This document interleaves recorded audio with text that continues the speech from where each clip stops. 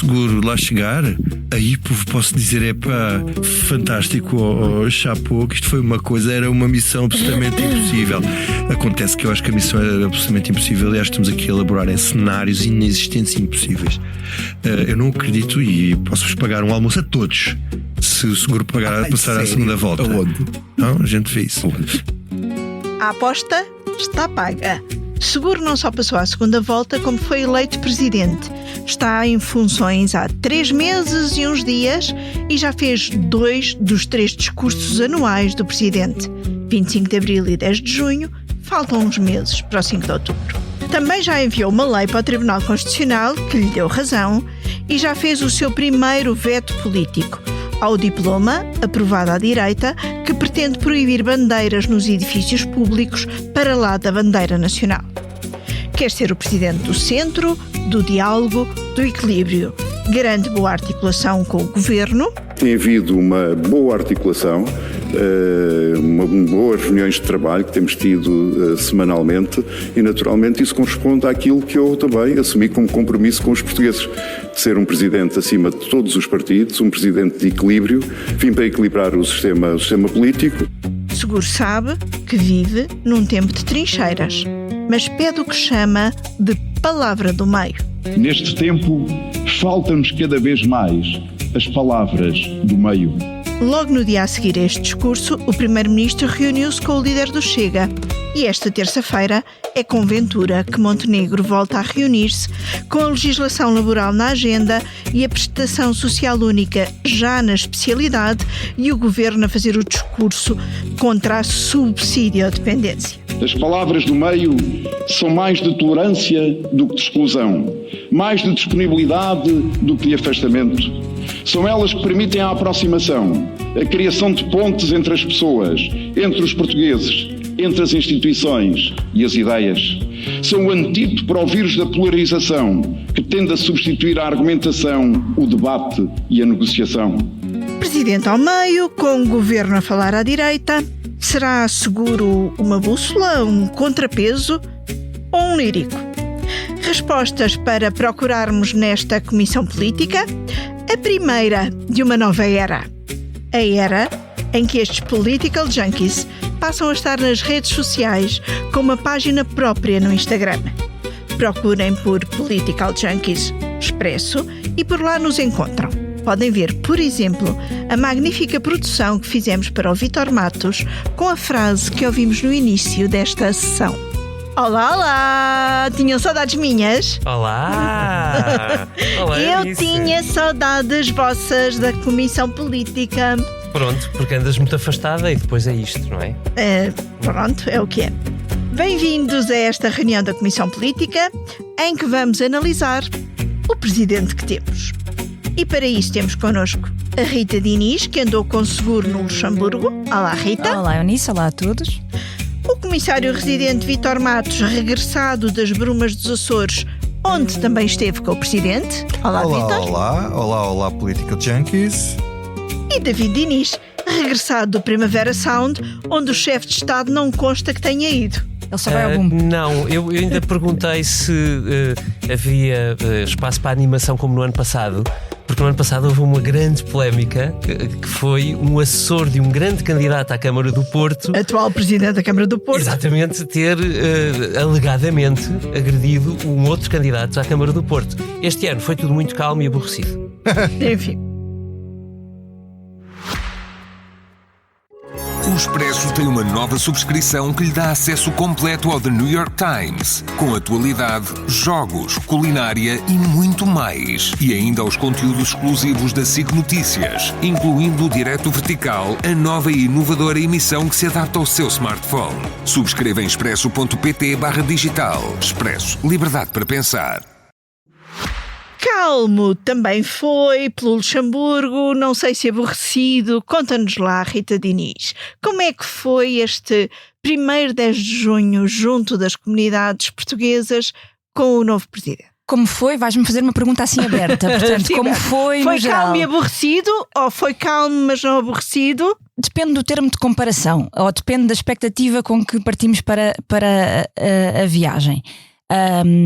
E se pensarmos que o Luxemburgo é onde reside a maior comunidade portuguesa no estrangeiro, e se pensarmos no 10 de junho como o dia de Portugal e das comunidades, eu pelo menos imaginaria uma celebração muito mais popular. Melhor, é onde existe maior percentagem de população de origem portuguesa em relação à população geral, exatamente. Ou seja, o Luxemburgo, como é que se diz isto corretamente?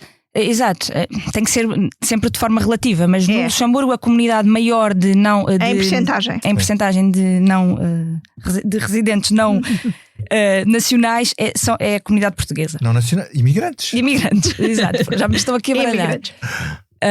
Ou seja, eu esperava um 10 de junho muito festivo, com a comunidade, com muito mais popular. Eu tinha na minha imagem, no meu ideário, o 10 de junho, se calhar erradamente, por isso é que eu digo que isto depende da perspectiva e do ponto de onde se parte. O primeiro 10 de junho de Marcelo Rebelo de Sousa em Paris, que eu não estive lá, vocês estiveram. Eu e o Vítor, foi uma festa. E a ideia que eu tinha era de festa com as comunidades, que as comunidades são sempre muito dadas a isso, porque estão longe. Não, e aquilo foi mesmo uma coisa de festa de imigrantes, onde aconteceu. Era uma mega festa da Rádio Alfa. Exatamente. E não tivemos isso, portanto.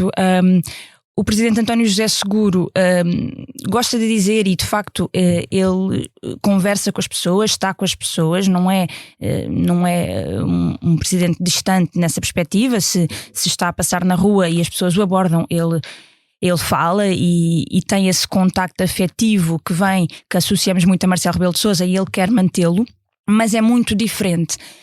Como explicar isto? Não alimenta números políticos, não quer as câmaras de televisão a filmar grandes momentos de festa, ou aqui se calhar vamos juntar o Primeiro-Ministro. Este é o 10 de junho, foi um momento em que Primeiro-Ministro e Presidente estiveram juntos pela primeira vez no estrangeiro, e costuma-se associar a um momento de grande onde se vê a sintonia ou não sintonia, a relação entre os dois.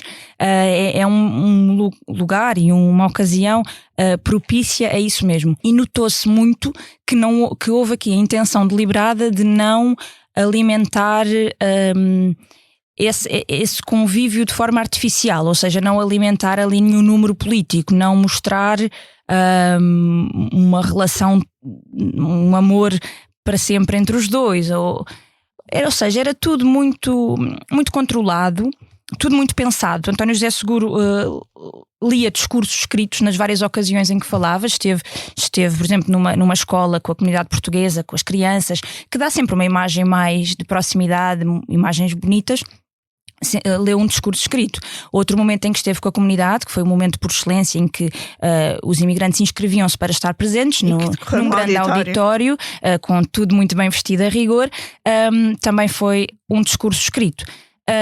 Já para não falar dos momentos de visita oficial, porque esta visita inserida no âmbito das comemorações do 10 de junho também teve um lado de visita oficial de Estado, digamos assim.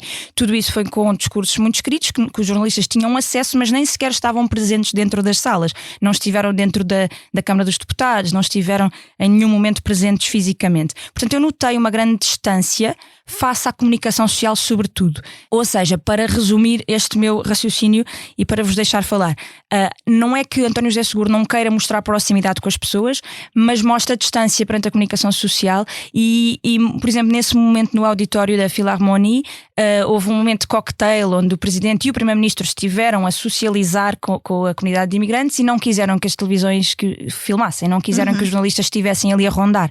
Portanto, há uma grande separação a esse nível. Outro momento em Dudelange, uma cidade no sul do Luxemburgo, estava montada uma festa de Santo António. Nesse dia à noite aquela comunidade ia celebrar o Santo António.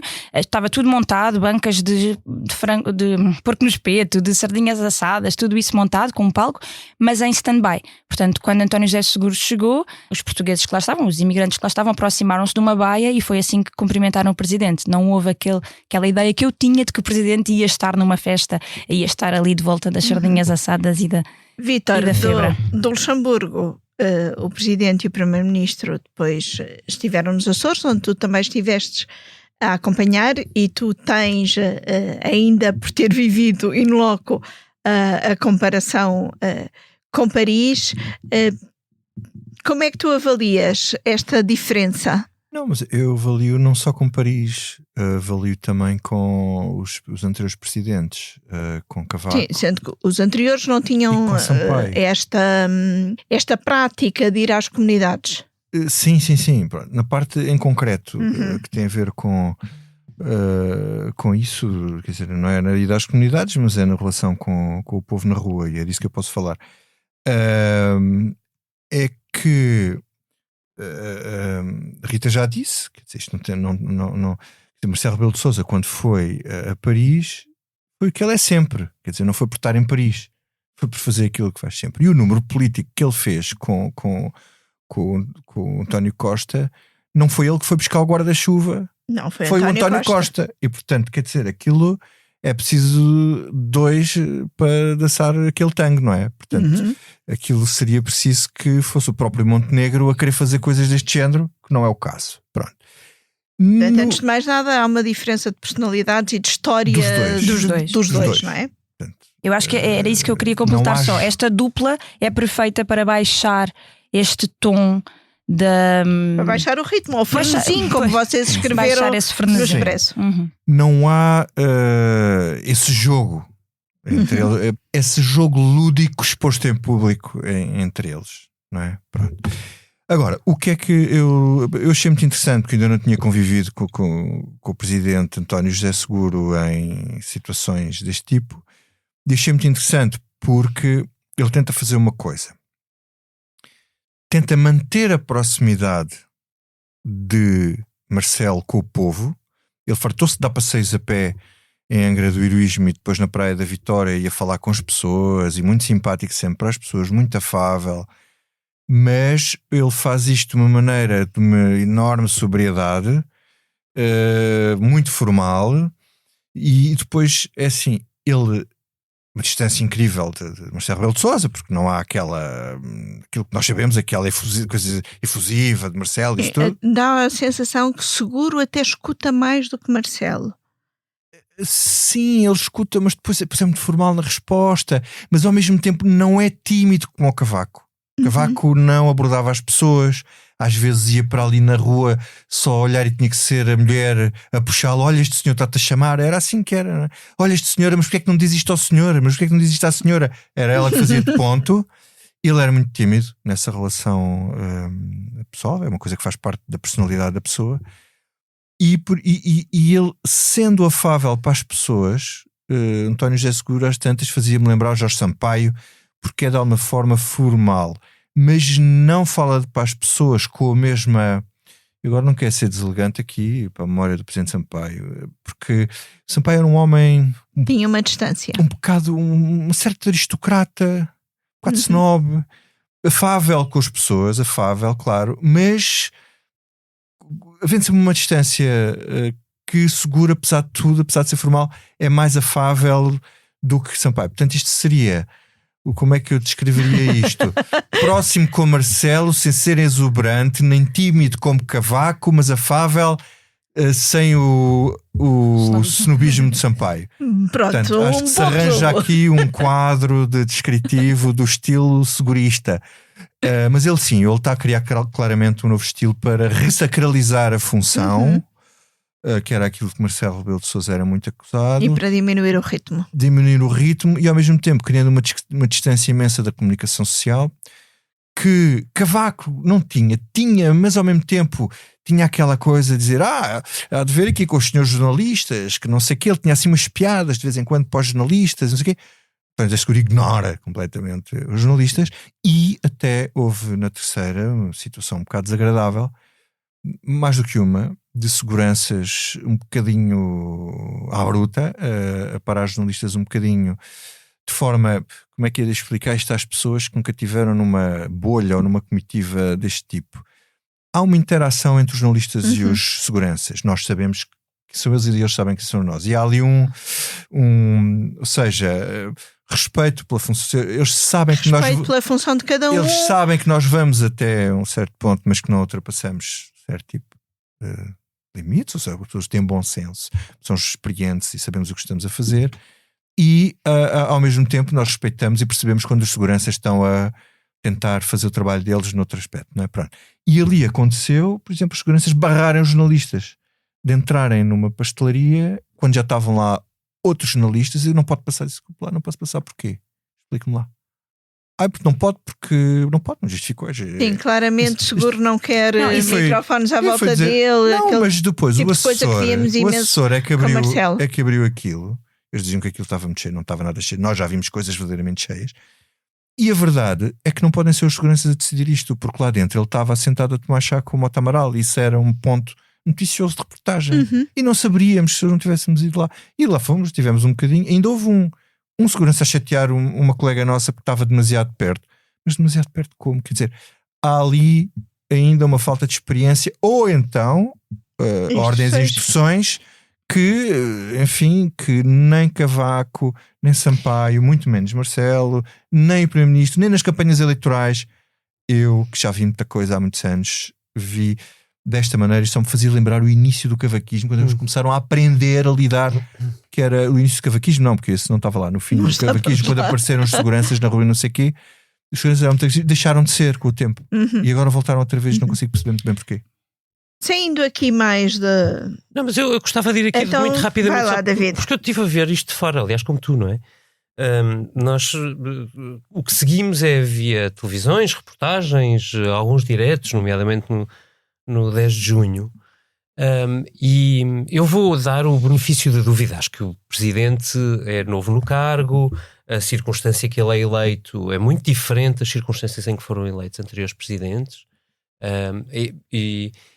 e percebo que o Presidente esteja à procura do seu espaço. Ou seja, aquilo que o Vítor agora descreve parece-me de alguém que está a medir, que faz as coisas com enorme prudência para não ser apanhado desprevenido, mas que quer medir de certa forma. Aquilo que a Rita descreve parece-me algo diferente, que já não é só medir, é preventivamente garantir distanciamento.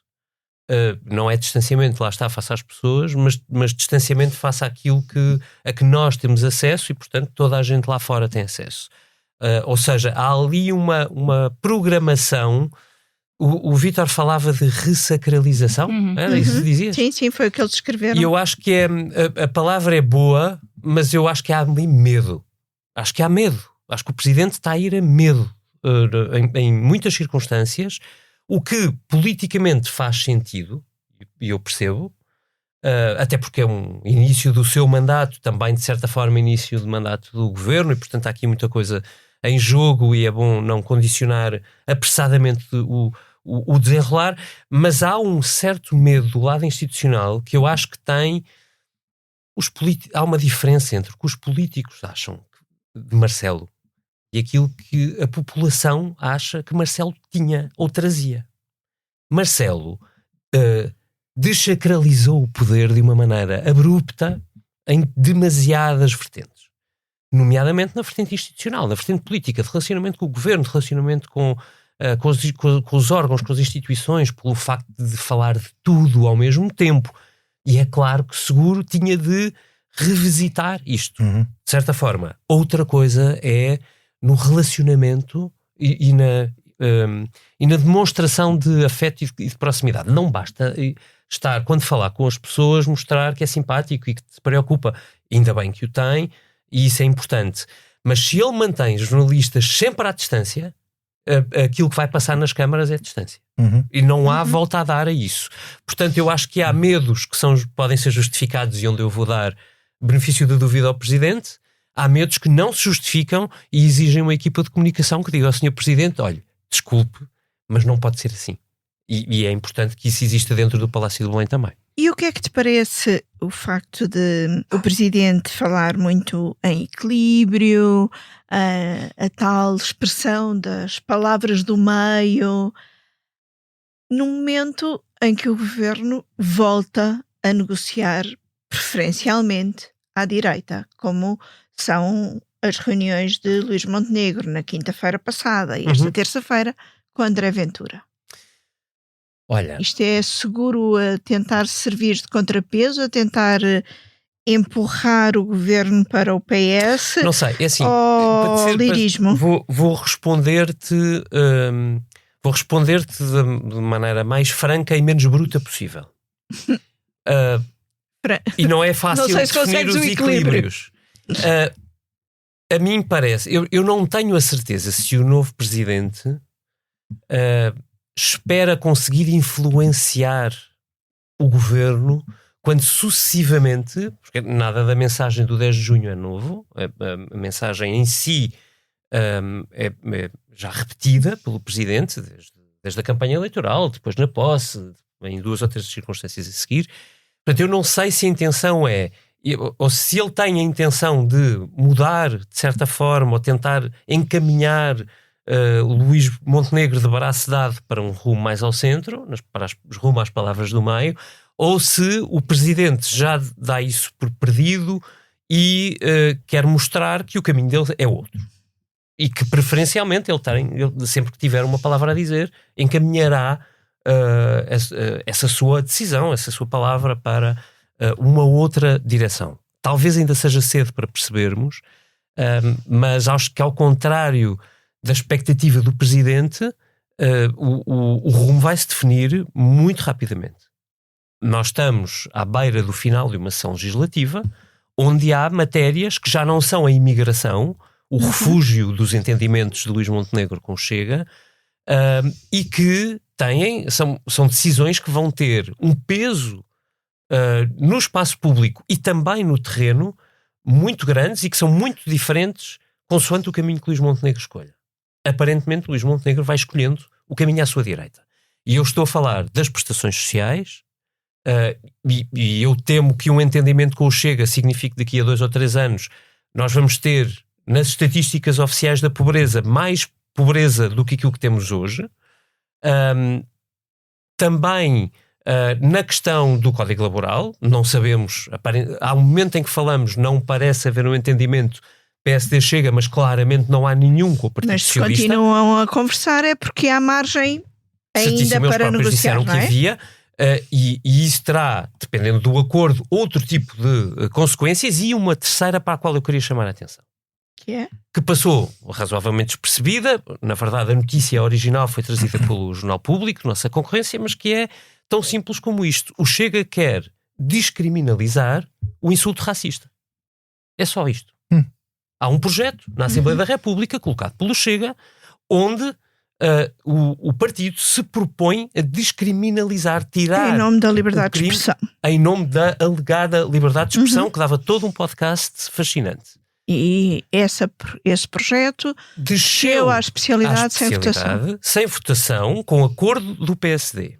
Dependendo do que o PSD decida sobre este documento, vai ser possível eu dizer coisas como vai-te embora para casa ao preto e passar literalmente incólume sem que ninguém me possa chatear, independente do impacto que eu tenho em milhares de pessoas. E, portanto, veremos o que é que o PSD define na próxima semana, porque nas próximas 2, 3 semanas teremos decisão sobre estes 3 projetos, sobre essa norma do Código Penal, sobre o Código Laboral e sobre as prestações sociais, e a partir daí veremos o que é que o Presidente António José Seguro tem a dizer ao país sobre isto e sobre as suas palavras do meio. E, Rita, o veto presidencial à proibição de bandeiras ideológicas, como a direita lhe chama, também como é que deve ser entendido neste percurso, nesta análise que no fundo estamos a fazer do início do mandato presidencial? António José Seguro vetou um projeto que tinha sido aprovado apenas à direita, aponta questões formais, mas aponta questões de princípio. Será assim que o Presidente vai fazendo o tal equilíbrio? Sim, parece-me que pode ser por aí. Já tinha feito isso de forma diferente, mas já tinha feito isso quando promulgou a lei da nacionalidade e fez reparos pedindo, lamentando o facto de não haver um consenso maior. Acho que há aqui duas ideias principais que já dá para perceber neste início de mandato de António José Seguro. A primeira é esta ideia que ele vai repetindo N vezes em todos os seus discursos sobre a preferência por políticas duradouras, políticas que extravasem a legislatura, e isso à partida será tanto mais fácil quanto maior for a amplitude do toda acordo. A gente pede isto sempre, quer dizer, isso não diferencia. Daí que se possa nada. dizer que se calhar é um presidente lírico, pediram, não é? Um todos os presidente com alguma utopia na sua base. Mas acho que é aqui que está a base para se dizer que se querem consensos maiores, ou que se lamenta que uma reforma seja aprovada apenas à direita. Mas sempre foi assim. Quando tivemos um governo de geringonça, também as reformas eram aprovadas à esquerda, apenas com um lado do hemiciclo, e a coisa foi andando. Portanto, não sei muito bem o que é que o Presidente quer com isto, mas a verdade é que faz sempre este discurso de que quer, muito utópico, de que quer que os agentes políticos, e várias vezes sublinha que isto não é uma crítica ao governo, diz ele. Ele disse isto no Luxemburgo, que quando aponta determinada falha não é uma crítica ao governo, é a todos os agentes políticos, governo, oposições, sociedade civil, empresários, para resolverem os problemas, ou para resolverem o que está mal, que ele identifica como errado na sociedade portuguesa. Mas outra coisa é a ideia de que há um eleitorado que o elegeu, que é o eleitorado anti-Chega, no fundo, se quisermos simplificar assim. Sim, porque o resultado das presidenciais foi Seguro Ventura, não é? Exatamente. E foi uma ampla maioria que o elegeu nessa condição, a maior de sempre, e é aí que se sustenta este veto, que foi o primeiro veto político, nesta questão da lei das bandeiras, que é uma lei ideológica. Eu diria que essa lei de descriminalizar o insulto racista se enquadraria aqui.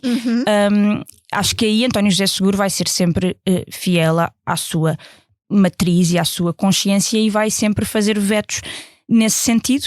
Este fê-lo de forma muito clara, e os termos, também foi original na divulgação dos termos do veto, são claros, em que para já a lei não diz que é contra a bandeira LGBT, mas no fundo a maneira como ele justifica é muito interessante, porque ele vai tudo no isso meio, que está por trás. É bem feito o veto, não é bem justificado, mas nunca é exatamente direto, não é? Ele encontra maneiras, encontra maneira, não está bem definido que tipo de bandeiras, como se não soubesse, não é? Que bandeiras é que eles estão a falar. Mas acho que isso quer dizer que a própria lei também o mascara. Exatamente, mas a lei chama bandeiras ideológicas. E o que é ideológico? Ele diz isso claramente no veto. Isso é um conceito indeterminado. O que é que determina o que é ideologia? Aquilo é inteligente. A maneira como ele redige o chumbo ou o veto é muito inteligente. Não, mas é que ele faz uma coisa, é que a bandeira, portanto, o projeto considera as bandeiras, o CDS neste caso e o Chega também consideram, se calhar muita gente no PSD consideram as bandeiras LGBT, por exemplo, ideológicas, não é? E ele considera uma causa humanitária. Exatamente. Isso diz muito. Sim. Ele depois não fala da bandeira LGBT em concreto. Ele nem sequer fala de minorias. Não, fala de princípios que a Constituição defende, como a ecologia, os direitos humanos. E isso é um direito humano. E isso é um direito humano, portanto está lá tudo sem estar. Isso é muito giro, Eu achei uma maneira interessante de fazer. Agora ele não vai conseguir recorrer a princípios abstratos sempre que tiver que. Mas nesse aspecto eu não sei se terá problemas em mandar para trás documentos nesta base. Ou seja, aí parece-me ele que foi um candidato que teve algum pudor em assumir-se como de esquerda. Depois de ter esta votação no fim do dia, acho que não vai ter pudor em assumir essa defesa. As causas humanitárias não são necessariamente de esquerda. Eu não tenho. Acho que há. O eleitorado anti-Chega, se dividirmos as coisas assim. Sim. Vítor, tu vês nesta semana, sobretudo que estamos a viver, portanto, com uma perspectiva de acordo entre o Governo e Chega sobre a prestação social única, que pode, por exemplo, forçar beneficiários de prestações sociais a trabalho social, que pode restringir o acesso de imigrantes a prestações sociais, Por outro lado, um eventual acordo sobre legislação laboral, vês uma escolha cada vez mais definitiva pelo caminho à direita, contrariando as palavras do centro? Não, sim. Sim. Agora fazer aquela rábula do Ricardo Aruz Pereira. Não! Sim. Não é que as pessoas começam sempre a palavra. Mas e achas que o afastamento do PS pode não ter volta a dar? Ferro Rodrigues na sexta-feira veio, no fundo, colocar mais pressão sobre José Luís Carneiro, dizendo que o PS deve desde já dizer que não vai ajudar a viabilizar o orçamento, ao contrário do que fez no ano passado. Parece haver cada vez um afastamento maior. Acho que há aqui aspectos que se percebem que é assim. Quando o governo coloca nestes leis, nestes pacotes, medidas que são inaceitáveis para o Partido Socialista, e qualquer pessoa que acompanha a política percebe que serão sempre inaceitáveis para o Partido Socialista, o governo só tem uma solução, que é fazê-las com o Chega. Quer dizer, não é procurar as palavras do meio o que o governo está a fazer com medidas, porque a prestação social única vem do tempo do governo socialista, mas não nos termos em que este governo a colocou. Podemos confundir as coisas, não é? Como dizer, isto foi do tempo do PS. Vem do tempo do PS, mas não nestes termos, não é? Da maneira como aquilo está construído em vários... aliás, o Expresso tem um bom trabalho sobre isso esta semana, sobre isso. Outra questão é das leis laborais e o que o Chega perde como moeda de troca. E se o governo vai negociar as moedas de troca do Chega, como, por exemplo, o facto dos imigrantes terem de estar 5 anos sem ter direito a prestações sociais, isso é uma medida inconstitucional. E já foi declarado inconstitucional no tempo da troca, quando se tentou fazer uma coisa semelhante. Já não lembro que não era diretamente esta como esta, mas já um acórdão, já há jurisprudência sobre isso. E portanto o governo até pode fazer uma coisa cínica, que é oferecer isso ao Chega, sabendo que isso depois vai bater no Tribunal Constitucional e que não passa. Um bocadinho como a pena acessória na lei da nacionalidade. Embora seja um cinismo que sai caro, porque é o PSD comprar as bandeiras mais da direita, mais emblemáticas da direita radical, o que o coloca, como diria o Presidente, do outro lado da trincheira. E naquilo que ele recomendou para não fazer cedências ao populismo.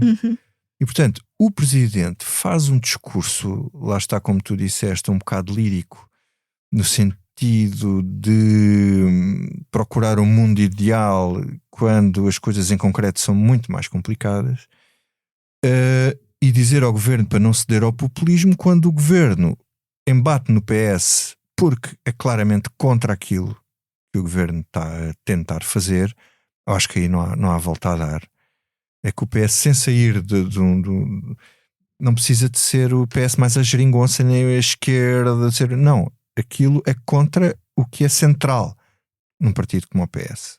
Aliás, há vozes do PSD contra alguns dos aspectos da prestação social única. Exatamente. Como é o caso de Miguel Poiares Maduro, contra a obrigação de trabalho. Mas eu vejo muita gente que eu conheci ao longo dos anos no PSD que seria contra a lei das bandeiras, seria contra uma série de aspectos da lei laboral e seria contra muitos aspectos da PSU. Só que esse PSD já não existe. Este PSD é outro. E essas vozes desapareceram. Mas porquê? Por causa da cedência à retórica do Chega?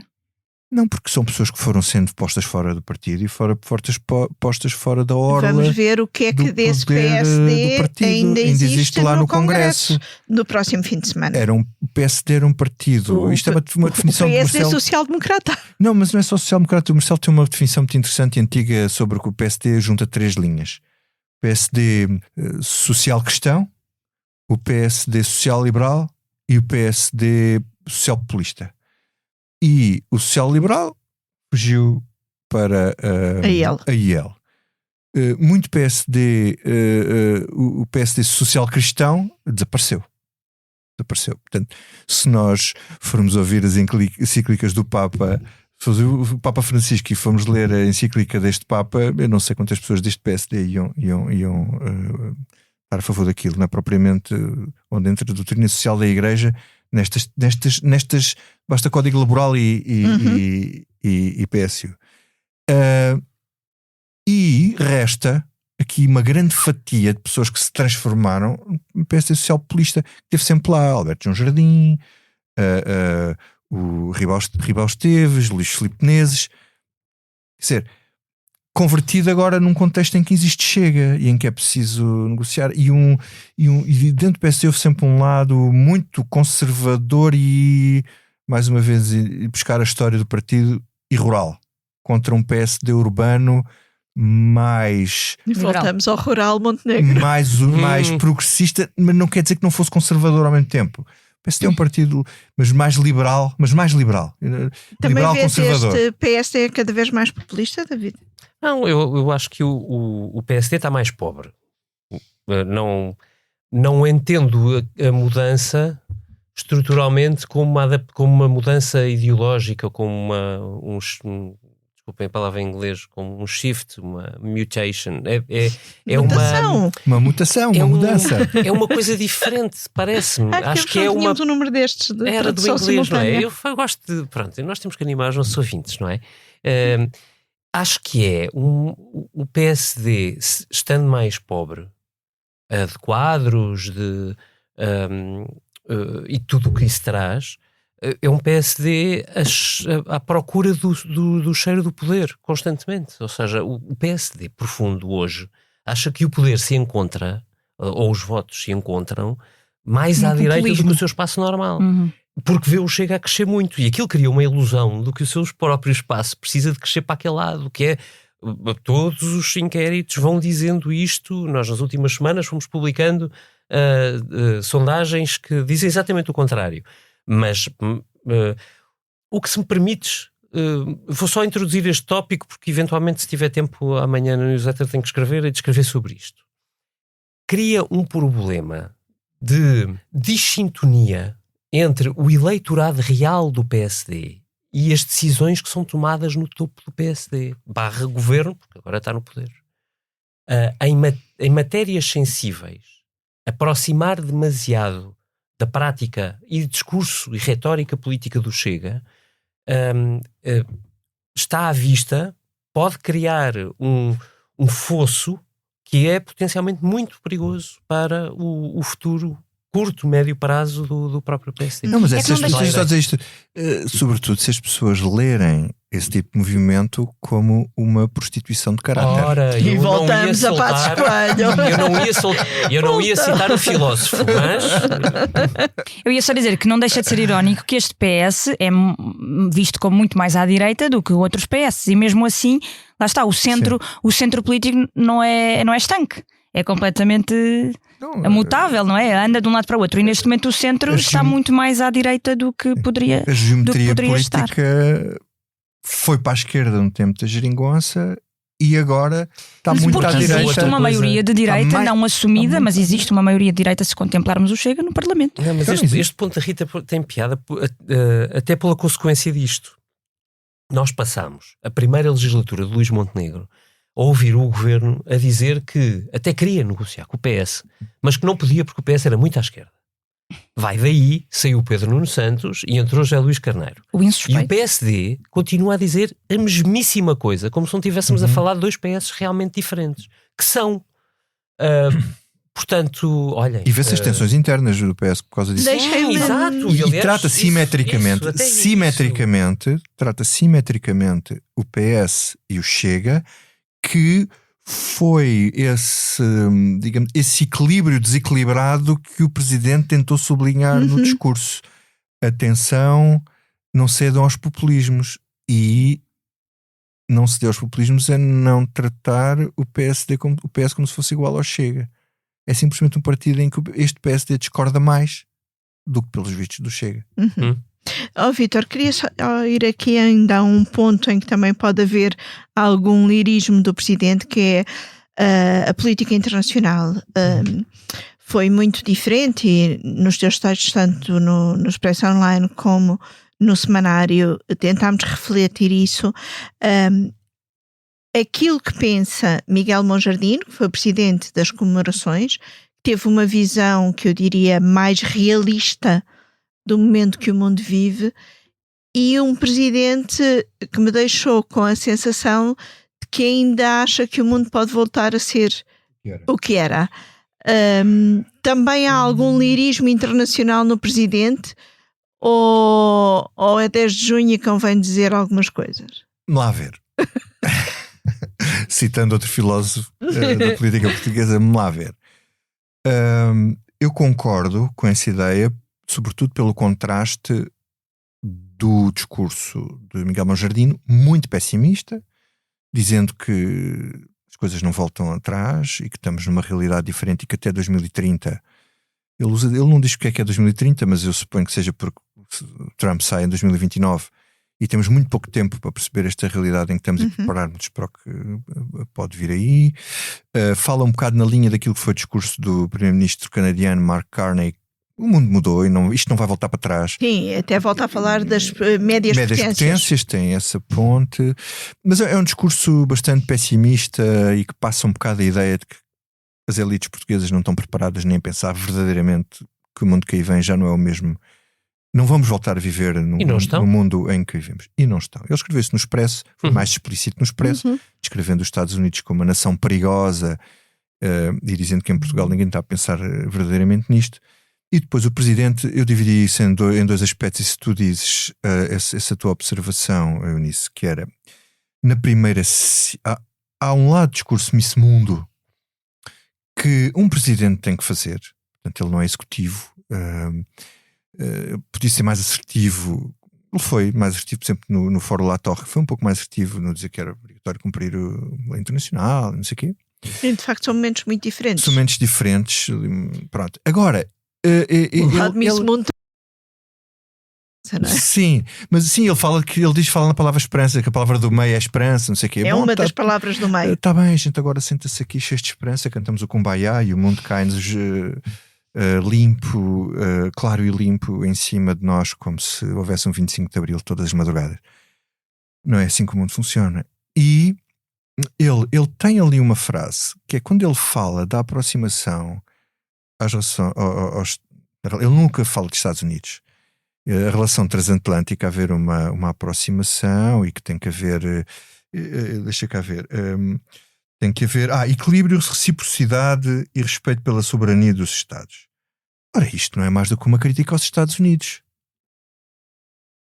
Equilíbrio, não há equilíbrio neste momento, não há reciprocidade e muito menos esta parte de soberania, respeito pela soberania dos Estados, é o que não há neste momento na relação com os Estados Unidos, ou melhor, dos Estados Unidos com os aliados. Outra coisa que ele fala, que é o respeito pelo direito internacional. Ele fala nisso, quando fala eu, se me permites, eu gostava de falar nisso, porque eu acho que isto foi muito importante, que eu acho que é a coisa mais importante do discurso, da parte internacional, porque depois já falámos aqui da parte nacional, que é, ele quando diz que os Açores nos obrigam a assumir especiais responsabilidades e deveres no quadro da afirmação plena da nossa soberania. Isto obriga a uma exegese tipo discursos tipo Sampaio, não é? Porque não se percebe o que é que ele quer dizer com isto. E depois ele diz que a afirmação desta soberania tem que ser feita sempre no respeito mútuo do que está assumido com um país, com a comunidade internacional ou com a Carta das Nações Unidas. Se nós esmiuçarmos isto... E, portanto, base das lajes. O que ele está a falar podia estar a falar dos Açores em geral, mas ele não está a falar no abstrato, está a falar contra um contexto. E o contexto é a polémica da passagem dos meios militares americanos para a guerra do Irão, em que numa primeira fase tem autorizações automáticas ou tácitas do governo português, que o Ministro dos Estrangeiros diz que respeita ao Acordo das Lajes, mas aquilo não respeita ao Acordo das Lajes, e então o Ministro vem falar de um decreto-lei que permite os sobrevoos a outros países, mas é um decreto-lei, os decretos-leis não se sobrepõem aos acordos internacionais. Claro. E depois o governo lá cria um condicionalismo, que é um efeito diplomático que não tem valor, digamos, tem valor só diplomático, que é um certo condicionalismo que é impossível verificar a posteriori. E com as declarações do Sr. Marco Rubio, que diz que basicamente Portugal disse que sim antes de eles dizerem. Bom, E o que ele diz, na verdade, é que se queremos exercer a soberania plena sobre o nosso território, que é uma afirmação que eu fui lá fazer no quadro da Groenlândia, claramente, não é? E na declaração do Rubio da Base das Lajes, os portugueses são os nossos amigos porque eles deixaram-nos passar e perguntaram para aquilo ali a mar aberto. É ele dizer que para termos uma soberania plena temos que respeitar os acordos com os outros países, coisa que aparentemente não aconteceu, embora o governo conteste. Ponto 2, comunidade internacional. O aliado em causa não consultou ninguém da comunidade internacional, coisa que o Bush tentou fazer com a mentira do Iraque, mas tentou. E a lei internacional não foi respeitada. E, portanto, se nós esmiuçarmos e tentarmos traduzir o que o Presidente da República disse aqui, é que não foi respeitado o direito internacional e que Portugal não exerceu soberania plena na base das lajes. Fica uma incógnita, que é o que é que ele faria nos sapatos do governo. Porque a questão aqui é Portugal não está numa posição O que é que como ele a faria Espanha, se tivesse uma palavra a dizer se tivesse uma palavra a dizer, neste processo? é que para exercer a soberania plena ali não era preciso proibir os americanos de passarem lá com os aviões. Era criar um condicionalismo ou aqui coisas que se fazem na diplomacia, criar um condicionalismo que depois eles poderiam passar e dar a ideia que isto é aquela base, atenção, não é uma base americana, que é uma coisa que eu às vezes vejo escrito nas redes sociais. A Base Aérea Nacional número 4. Base Nacional número 4, comandada por um português, e aquilo está regido, é um acordo com os Estados Unidos que está regido pelo Acordo das Lajes. Isto não é como as bases na Alemanha, que eles eram força ocupante e ficaram com as bases como força ocupante. Aqui não, vieram pedir licença para usar a base das Lajes ao Dr. Oliveira Salazar em 51, pronto, e tem-se mantido. Pronto, era esta a análise que eu queria fazer da coisa. Diz, Rita? Antes de mudares de assunto, não sei se vais dar a Comissão Política para encerrada, então deixa-me só fazer aqui um arco final. Começámos esta Comissão Política por falar no tipo de presidente que António José Seguro está a ser nestes primeiros 3 meses, ao nível mais da forma. Eu acho genuinamente que se quisermos pensar num legado que António José Seguro quer deixar neste primeiro mandato, ou quiçá nos 2 mandatos que tiver, não sei se terá um segundo. Por enquanto são 3 meses. Por enquanto são apenas 3 meses de mandato.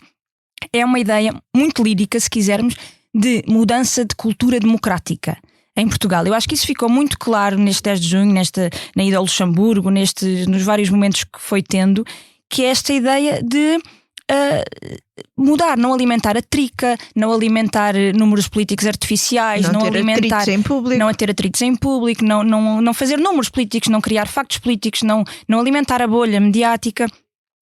E criar condições, diz ele, para que as várias forças políticas não se unam em termos artificiais, não é preciso unanimidade artificial, mas que trabalhem em conjunto. Ou seja, esta ideia de mudança de cultura política, que é uma coisa completamente lírica, imagino eu, ou pelo menos penso eu a esta distância, mas eu diria que em termos ambiciosos é isso que ele quer deixar como legado. Vamos lá então ao que não nos sai da cabeça. David Inês, o que é que não te sai da cabeça? Eu podia dizer imensas coisas. Então, desde logo tenho que relembrar. A Comissão Política tem uma nova página. Não faças muita batota. Não dá vou para fazer 2. batota. Então, mas nesse caso então não vou dizer. Vá, diz lá.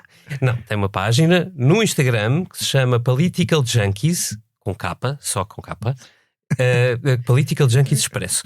E podem encontrar também nas nossas páginas, porque vai lá dar. E isso não me sai da cabeça porque entretanto estamos a receber imensas mensagens de ouvintes habituais e esse é o propósito, falar com eles, ter um sítio onde nos encontramos e também já agora onde vamos suscitando a curiosidade pelos episódios e eu vou fazer, pronto. Já disse o primeiro que não me sai da cabeça. O segundo, muito rapidamente, ouçam Mari Frois, ouvia no Primavera Sound e de todos os excelentes concertos que eu vi, ele é uma espécie de terapia para mim. Este foi o que realmente não me saiu da cabeça até este momento. E, se me permites, eu fui para aí 6 vezes à Feira do Livro este ano. Fui 6 vezes à Feira do Livro e saio da Feira do Livro com várias coisas ótimas para ler, que não vou ter tempo o ano todo para ler, mas vou amar tê-las junto a mim na mesma.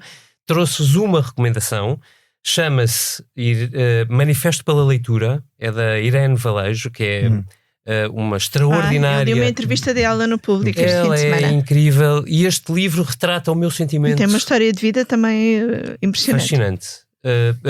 A Irene, neste Manifesto pela Leitura, transmite exatamente a minha sensação ontem ao sair da Feira do Livro, depois de 16, 17 dias de feira, que é um certo recuperar daquela palavra lírica do Presidente, que é a esperança de que os portugueses se reinteressem pela leitura, leiam mais, aprendam com isso e se consigam, através da leitura, pôr-se mais vezes nos sapatos dos outros. Olha, deixa-me seguir-te já, porque eu também tenho umas recomendações de livros. Eu, por dificuldades de visão, finalmente tenho óculos novos e durante uns tempos andei com imensa dificuldade em ler, que agora estou a tentar recuperar com os óculos novos. Parabéns. Isto da idade. Lentes progressivas. Lentes progressivas fazem maravilhas pela minha capacidade de leitura. E, portanto, estou a recuperar tanto que acabei de ler um livro, O Italiano, de Pérez Reverte, com o qual fiquei a saber de umas operações italianas no Mediterrâneo no decurso da Segunda Guerra Mundial, que desconhecia, e a história é muito impressionante. Havia algo em que os italianos eram muito melhores que os aliados. E agora estou a ler um livro que verdadeiramente não me sai da cabeça. Tive de fazer um esforço para ontem parar de ler para ter as horas convenientes de sono, que estava lá no monte que se foi acumulando por falta de leitura, chamado O Círculo dos Traidores de Hitler. E é um livro de não ficção, mas escrito como se fosse um romance ou mesmo um policial, e que conta uma das poucas histórias de resistência a Adolf Hitler. E agora, Vítor Matos, o que é que não sai a ti da cabeça? Olha, não me sai da cabeça o naco de atum que comi na Tasca das Tias em Angra do Heroísmo. Tasca das Tias? Tasca das Tias. E devo dizer-te que Angra do Heroísmo em geral e a terceira é maravilhoso. Lindamente. Mas aquele naco de atum, já tinha comido atum muito bom, quer nos Açores, quer na Madeira, mas como aquele bife de atum eu nunca tinha comido em lado nenhum. Eu fiz um verso. Para a alta literatura. O momento da alta literatura na comissão. Muito bom, recomendo. E da terceira e da Angra do Heroísmo e da Tasca das Tias experimentar o belo do naco. E a ti, Rita Diniz, o que é que não sai da cabeça? Vou manter-me no tema e não me sai da cabeça o preço do chouriço. O preço do chouriço assado nos Arraiais de Lisboa neste mês de junho tão incrível que tanto adoramos. Que eu paguei 11 euros. Paguei 8. 11 euros. Paguei 8. 11 euros no Largo da Severa. Onde é que foi no Largo da Severa, na Moraria. Eu paguei 8 na Varina da Moraria, da Madragoa. De Madragoa. Pronto, Madragoa é melhor do que a Moraria. Também fica aqui registado. Mas isto só para dizer muito rapidamente que me fez muita confusão, falando aqui nos preços da alimentação, da habitação. Quando estive no Luxemburgo, agora a propósito da visita do Presidente, eu consegui jantar, e sabemos que no Luxemburgo os salários são o que são, os transportes públicos são gratuitos, e eu consegui jantar, das 3 vezes que lá jantei, por 20 e poucos euros. E não fiz assim um grande esforço para poupar dinheiro à casa, foi um jantar normal, e consegui jantar por menos do que se janta em Lisboa, seguramente. É impressionante. Foi impressionante, e foram 3 vezes, portanto não foi apenas um mero acaso, foram 3 jantares que eu tive por hora 19, hora 22, hora 25. Mas eu ainda assim. há pouco tempo tinha executivos suecos a dizerem-me que achavam Lisboa tão cara como outra capital. Mas é isso, era aí que eu queria chegar. É absurdo. Ainda agora vi uma notícia da Lusa que dizia que os preços das casas mais do que duplicaram em mais de 157 municípios em Portugal, sendo que a área metropolitana de Lisboa, Porto e Setúbal é onde se verifica a maior disparidade. Ou seja, muito, muito rapidamente, tenho uma amiga. O preço do chouriço também, pelos vistos, mais do que duplicou. Mais do que triplicou. Alguém tem que pagar a rede. Uma amiga minha vive no Luxemburgo há 6 anos. Ela diz precisamente isso, que quando chegou lá achou que uma grande diferença ainda era na habitação. Os preços na habitação no Luxemburgo são muito, muito caros, e que achou que a disparidade era muito grande em relação a Portugal. E agora já não sente isso, agora acha que até nisso a habitação em Portugal já está tão alta.